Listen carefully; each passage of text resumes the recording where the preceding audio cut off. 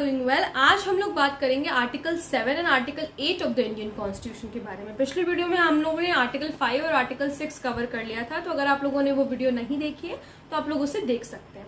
Article 7 बात करता है कि अगर कोई सिटीजन, इंडिया का सिटीजन माइग्रेट हो गया है to Pakistan after the date of March 1947, after the date of March 1947, ठीक है, कोई इंडिया का सिटीजन था बट वो माइग्रेट हो गया है after this date.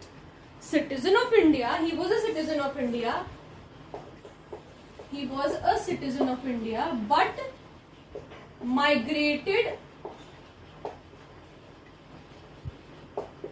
to Pakistan after this date, ठीक है, but now he again came to India for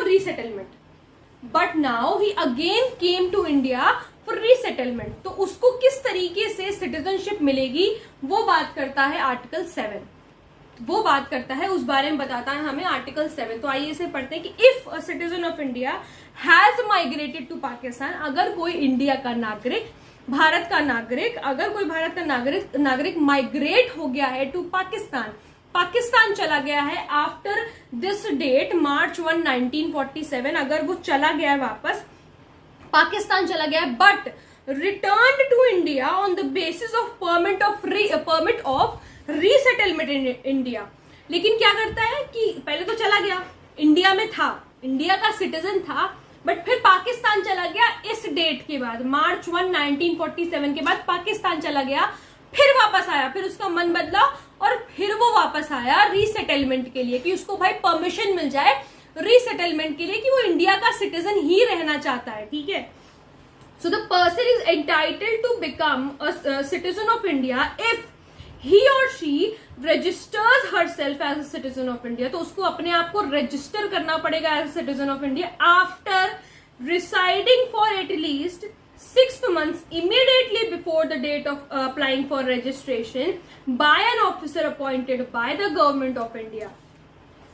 तो वो क्या करेगा अब इंडिया का सिटीजन बनने के लिए? वो खुद को रजिस्टर करेगा, रजिस्टर करने से पहले वो 6 महीने रिसाइड करेगा in India, in new India, वो 6 महीने पहले रिसाइड करेगा, उसके बाद ही उसको जाकर के सिटीजनशिप मिल सकती। क्यों ऐसा किया? क्योंकि भाई क्या भरोसा उसका फिर से मन बदल जाए, 6 महीने उसको यहाँ रुकना पड़ेगा, इसलिए क्यों ये कंडीशन क्यों लगाई गई है? ताकि, क्योंकि इससे पहले भी वो ऐसा कर चुका है ना, पहले वो इंडिया का सिटीजन था, फिर वो पाकिस्तान चला गया, फिर पाकिस्तान से वो फिर वापस आया, तो क्या पता कि 6 महीने में उसका फिर मन बदल जाए, वो फिर पाकिस्तान चला जाए।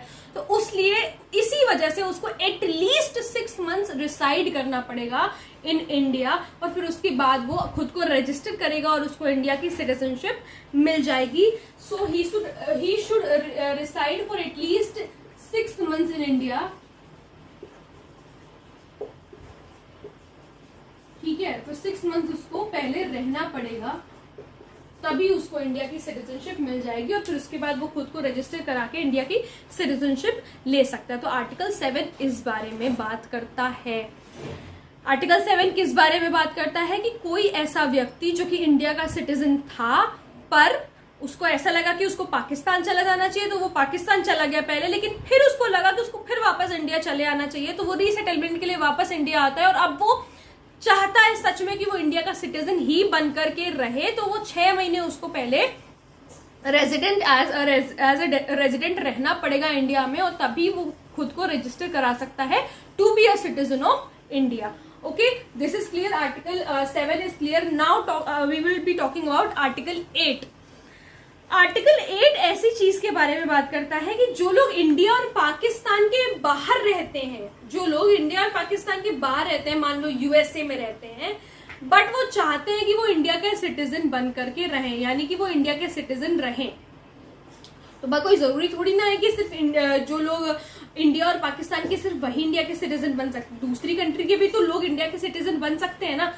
ऐसे लोग कैसे इंडिया के सिटीजन बन सकते हैं वो बात करता है आर्टिकल 8। तो आइए इसे पढ़ते हैं कि according to article 8, a person who or either of whose parents or any of whose grandparents वो इन इंडिया।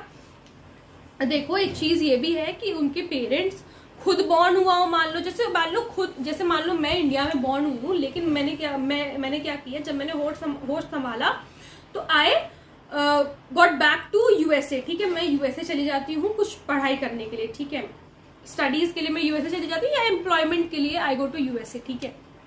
अभी क्या होता है कि पहले तो सबसे पहली बात कि बॉर्न इन इंडिया का मतलब ये है कि बिफोर इंडिपेंडेंस की बात हो रही है यहाँ पर, जब तक इंडिपेंडेंस नहीं मिली थी तब की बात हो रही है, ठीक है।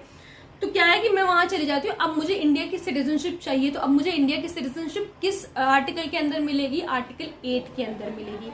समझो कि but who is ordinary residing in any country outside India and Pakistan, जो कोई भी व्यक्ति रिसाइड कर रहा है outside India and Pakistan may register himself as a citizen of India with the diplomatic और consular representative of India in the country of residence. अब ये डिप्लोमेटिक और कॉन्सुलर रिप्रेजेंटेटिव क्या है, एम्बेसी सुनी है, एम्बेसी होती है ना, जैसे अगर आप कनाडा में रह रहे हो तो वहां पे भी इंडियन एम्बेसी होती है, या आप यूएसए में रह रहे हो तो इंडियन एम्बेसी होती है हर कंट्री में, ठीक है। तो वहां पे जो रिप्रेजेंटेटिव है उनका, यानी कि इंडियन एम्बेसी में जो इंडियन रिप्रेजेंटेटिव होते हैं हमारे, उनसे जाकर के मैं बात करूंगी और वहां खुद को मैं रजिस्टर कराऊंगी, और तब मुझे इंडिया की सिटीजनशिप मिल जाएगी, ठीक है। वहां मुझे पहले खुद को एम्बेसी में जाकर के खुद को रजिस्टर करना पड़ेगा कि I want to be a citizen of India, तो वहां से मुझे सिटीजनशिप मिल जाएगी, ठीक है। तो आर्टिकल 8 किस बारे में बात करता है, खुद या तो आप बॉर्न हुए हो, ठीक है, इंडिया में बिफोर इंडिपेंडेंस वाले इंडिया में, जब तक पार्टीशन नहीं हुआ था, तो खुद या तो आप बॉर्न हुए हैं, या आपके पेरेंट्स बॉर्न हुए हैं, या फिर आपके ग्रैंड पेरेंट्स बॉर्न हुए हैं, ठीक है।